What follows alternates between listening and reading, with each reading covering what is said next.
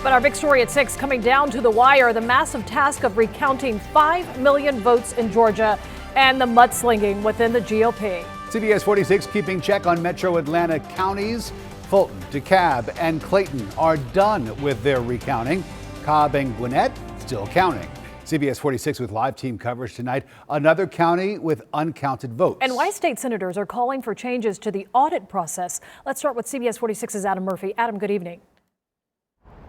Hey, good evening. I can tell you a group of state senators has said that many of the voters here in Georgia have reached out to them with concerns about the election process here in the state of Georgia, and they are now losing faith in that process.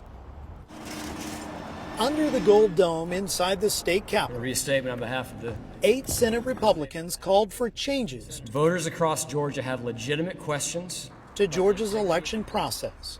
We must have equal protection under the law, coupled with transparent process. Otherwise, the citizens of Georgia will lose confidence in our voting system.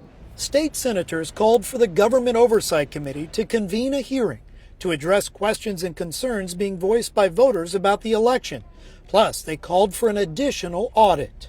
We're calling for an audit of a random sample of signature envelopes returned with the absentee by mail ballots still in the possession of election officials.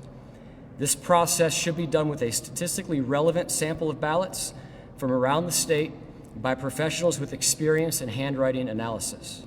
Time is of the essence since the state intends to certify election results Friday. The Secretary of State said his family has received a death threat over the process. They actually didn't send it to me. They sent it to my wife. And so that's what's more upsetting about the whole thing.